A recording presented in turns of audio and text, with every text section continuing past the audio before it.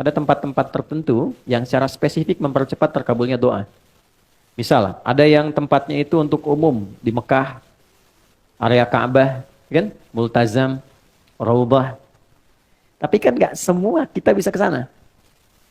Karena itu apa yang bisa kita lakukan? Masjid. Ya. Ini yang teman-teman yang laki-laki ya, ada kebiasaan di sahabat Nabi itu diajarin sama Nabi kalau mau beraktivitas ke masjid dulu.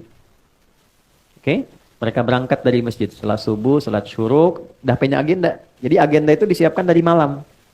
Besok mau ngerjakan apa, dirapikan. Nah, subuh berangkat ke masjid, membawa agenda itu yang sudah kita pahami. Nanti dalam sholat, kita minta sama Allah. Dalam sujud, kita belajar di pertemuan lalu, dihadirkan, ya, dalam hati kita minta dimudahkan, minta dibantu, minta dibimbing. Minta ditolong. Baik, nanti pulang, menariknya, diajarkannya ke masjid dulu sebelum ke rumah. Coba teman-teman bisa praktekkan ya, kalau nanti dari kantor, sebelum nyampe rumah, singgah di masjid dulu. Ambil wudhu, sholat 2 rakaat, pulang. Itu auranya akan beda dibandingkan langsung dari kantor ke rumah. Nggak percaya silakan. Di masjid itu auranya ada aura ketenangan, kenyamanan, kedamaian. Jadi pulang nyampe rumah itu yang didapatkan oleh keluarga, aura kedamaian. Dan itu yang dibutuhkan. Dibandingkan dengan macet di jalan, di kantor banyak persoalan, ketika ke rumah melihat anak yang sudah nunggu seakan jadi beban. Jadi masalah. Ya kan? Pusingnya dibawa ke rumah kan? Beda dengan Anda sholat 2 rakaat, setelah itu berdoa, ya Allah aku sudah berikhtiar seperti apa yang telah Engkau perintahkan, sekarang aku bertawakal hasilnya dari apa yang telah Engkau janjikan. Pulang ke rumah, ketemu anak, semuanya senang. Dia menunggu, ada yang bikin gambar, ada yang macam-macam. Dan ingat ya, Anda sehebat apapun di kantor, yang dibutuhkan oleh anak dan istri di rumah adalah sosok ayah dan suami. Bukan seorang direktur, bukan seorang manajer, atau seorang ahli apapun. Saya jadi ustadz, jadi kiai, sampai hari ini, alim misalnya disebut oleh orang syekh di luar, sampai ke rumah, nggak pernah anak saya menyebut dengan nama itu. Assalamualaikum kiai, nggak ada. Ini bikin ayahnya kok. Ya, ini bikin ayahnya. Assalamualaikum ustadz, nggak ada. Tunggu sampai malam pun, buya, main kuda yuk. Ya, masih main petak umpet, main kuda-kudaan, dan mereka menggambar, kadang bikin karya berjam-jam, cuman pengen dilihatkan pada ayahnya. Lantas siapa Anda yang kemudian direktur di perusahaan? Nyampe ke rumah pengen jadi direktur juga. Terus anak ya dengan segala ekspresinya ingin dipersembahkan, lantas tiba-tiba mendapatkan kemarahan yang bukan pada haknya. Nah ini ada bagian tertentu yang bisa kita dapatkan dari aura masjid. Kalau pengen tarik ke rumah, bikin mihrab. Ya, masa rumah luas, kamar banyak, gak ada satupun dihususkan untuk ibadah. Ya, mihrab itu tempat khusus yang fokusnya untuk ibadah saja. Dibaca Qurannya di situ, ngajinya di situ, sholatnya di situ. Tapi dunia keluar. Oke, termasuk bikin status, ciplik lagi di mihrab jangan ganggu ya. Nah, ini keluar dulu tuh. Ya, jangan dipakai, makan, minum, keluar. Mihrab itu tempat yang disebut spesifik dalam Quran. Dia punya 2 keistimewaan. Mempercepat terkabulnya doa, mendatangkan rizki dari sisi yang tidak diduga.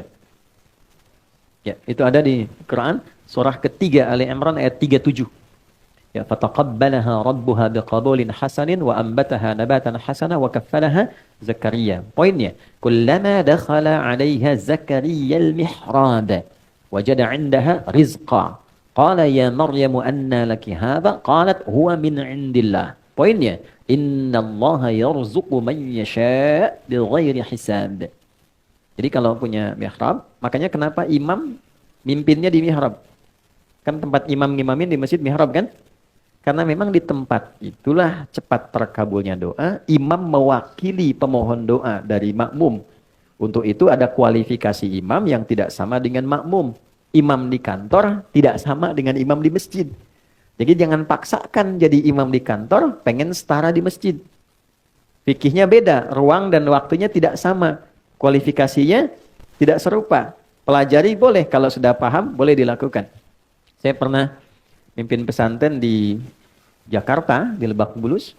Itu di situ lingkaran ada para pejabat di satu instansi. Karena jadi pejabat di kantor, pengen jadi pejabat di masjid. Jadi motivasi yang bagus. Pengen jadi imam dan memaksa jadi imam. Bilang bagus, kapan lagi ada pejabat mau jadi imam di masjid? Ya, tapi ternyata bacaan bermasalah. Maka ketika diingatkan oleh santri, jawabannya juga bagus, mengesankan. Justru kami jadi imam untuk dibenarkan bacaannya. Saya datang kan, Pak, bagus sekali Pak, luar biasa. Kapan lagi ada pejabat mau jadi imam di masjid? Masya Allah. Tapi begini, supaya bacaannya benar dan bagus, dan kehormatan Bapak pun jadi istimewa saat jadi imam, saya tawarkan begini.